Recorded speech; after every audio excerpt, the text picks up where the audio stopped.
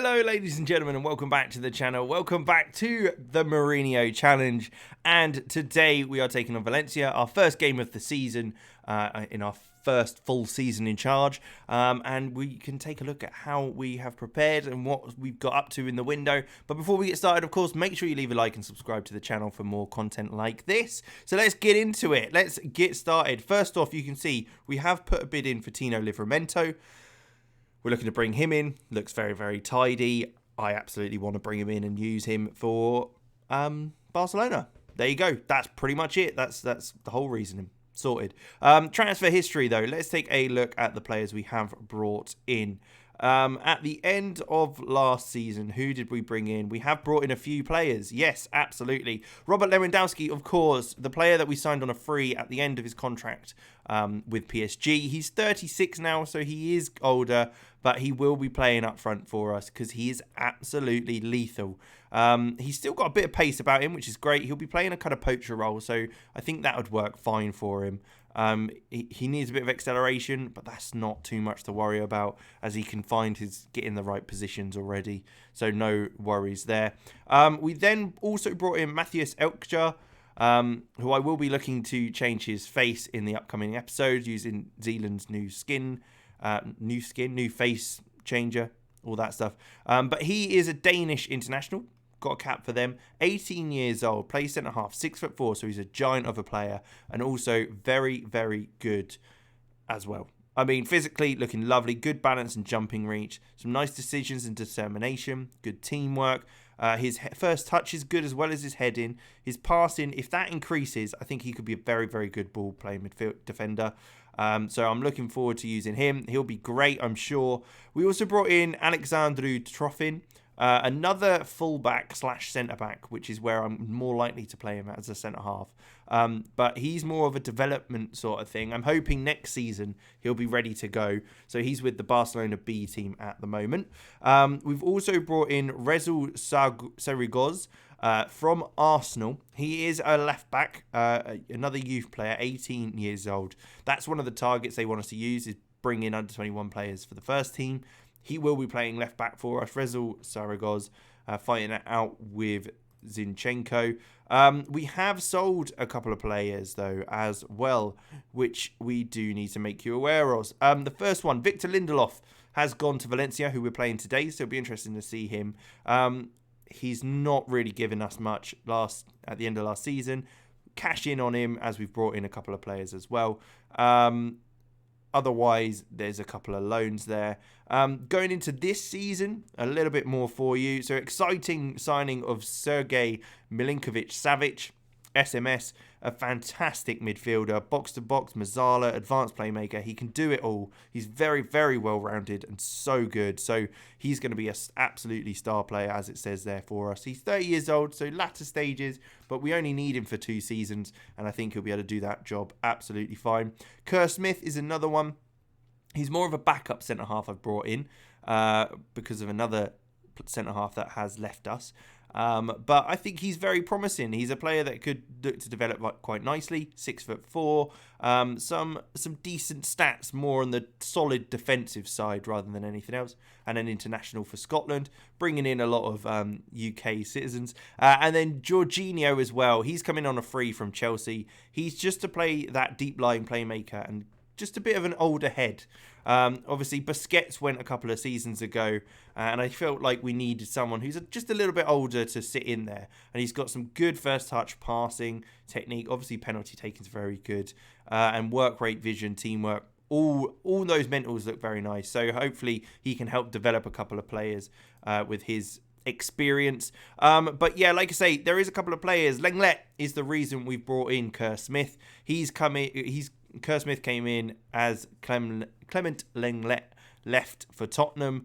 We got a good amount of money for him. It was 36 million, and I wasn't going to say no to that when I thought we could bring in someone better, or at least could develop more. 30 years old, so I think it was a no-brainer. And Lucas Digne was the other one. That's why we brought in our young centre-half. We were looking to get rid of Digne. And he has gone to AS Monaco in France. He only played a few games for Barcelona this time round. He's a very good player, to be fair, but he just wasn't fitting. It just wasn't working for us. That's all. That's all it was. Tactics-wise, we are sticking with a vertical tiki-taka. Like I say, there is the deep-lying playmaker of De Jong currently, but that is where Jorginho could slot in quite nicely. Akamatch is wanting to leave, and he's having a bit of a paddy about it, but I'm saying no. And obviously Lewandowski up front. So let's get started then. Let's take a look at the fixture and the tactics and get that all sorted. So we're taking on Valencia, who are a good side. It is Victor Lindelof's new side. So we'll have to see how it goes. But I'm pretty sure this is probably how we're going to start out with Ter Stegen in goal, Pozo at right back, Araujo, Elkajer, and Zinchenko in the defence. De Jong, Bellingham, Milinkovic-Savic, which is a fantastic midfield, I have to say, with Akamatch, Pedri, and Lewandowski further up the field. It obviously also means that some of our midfielders who are a little bit younger, so our Nicos, our Gavis, aren't going to get first-team football as much. Now we've got those guys in there, but I will probably be looking to bring them in the Champions League, especially the group stage, and a lot of the Spanish League games will be rotating the squad just to make sure everybody's fit for the biggest games possible. But let's jump into the game. Let's get it started. Let's see how we can get on. We've had a great preseason. We've smashed teams constantly. We've won every game. And it's been very, very confident. We managed to carry it on from last season. So obviously on TV, because it's Barcelona. Who doesn't want to watch Barcelona play football, even though Messi's no longer there? Well, when we've brought in Lewandowski, I'm sure that is someone you'd want to see. They've got the likes of Mitrovic. You can see Lindelof's playing at right back. Yunus Musa as well in there, who's a very good young player. But it's a new season. Currently, Real Sociedad beat Atletico Bilbao, so they're sitting top. But that won't be lasting long as teams start to play more and more. And we are one of those ones who are up next. We've already had a shot in the first 10 minutes. It's looking good. And the first highlight of the game goes to Valencia with the initial free kick, playing it short. Of course, this is how Spanish teams like to play, the majority of them, with obviously the exception of Atletico Madrid. They like to retain the ball. They like to be in possession, control the game. I prefer a more direct, quick approach to when you've got the ball, because I don't... There is one thing I learned when I was doing my coaching courses was that the majority of goals come from 3 passes and then a goal. So the quicker you can get the ball forward, the better. It doesn't mean I want long ball. Doesn't mean I want direct in that sense. But I want direct as in with just there's precise reasons why you're wanting to move the ball quickly forward. And Ter Stegen's lovely pass there to someone on the edge of the box, I couldn't quite see who, gets us on the attack again. That was lovely done. But that's kind of what I'm looking at trying to do with this vertical tiki-taka. Keep the ball, keep that Barcelona core, but still try and move it quick enough forward to create those chances and get them out of the way. It is 0-0 though at half-time, so not a great start, but plenty of time to get better and improve. Let's bring on Gavi for Milinkovic-Savic. He hasn't been great. So we will bring on Gavi, see if Gavi can make something happen for us. That would be great. And then we'll go 1-0 up, win the game, and it's a great start to the season. That's what I'm hoping. Pedri with the ball through. He shoots. It's over the bar. Hits the stanchion behind. But it's a good move. We are on top. We're very much on top with our shots on target. It's a well won by Araujo, but the second ball isn't. Frankie de Jong latches onto it though, and now up to Pozo, who then plays it down to the line to Ilias, who's in front of him. Lewandowski now taking his time, just dropping it back to Araujo again. Elkajer, can he shift it and get us going forward this time? He does, up to Gavi, who turns, then into Pedri, who takes on his man, who goes on the outside this time rather than cutting in initially. But will he look to cut back? He does. He will be laying it off to Gavi, then to Zinchenko, who plays across to Bellingham, and it's a great save by the keeper, Domonchek, with the fantastic save to deny Bellingham the goal, the first goal of Barcelona season. Pozo with the ball in though, and that time Araujo heads wide.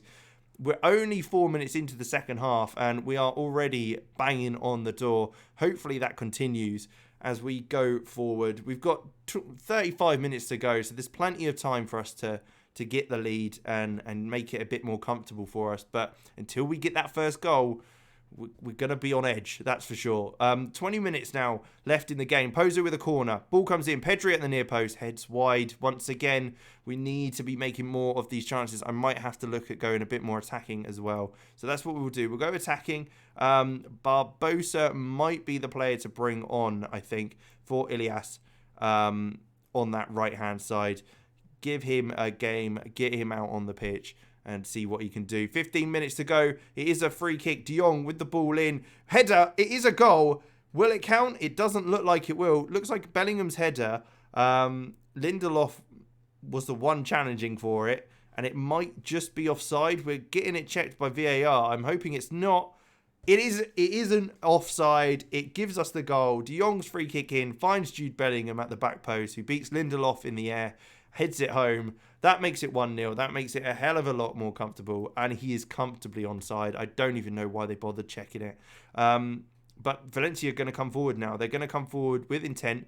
We're going to drop back to positive rather than attacking. Just for now, until we can get a reaction. But they come straight down the other end and score. That is not the way to do it.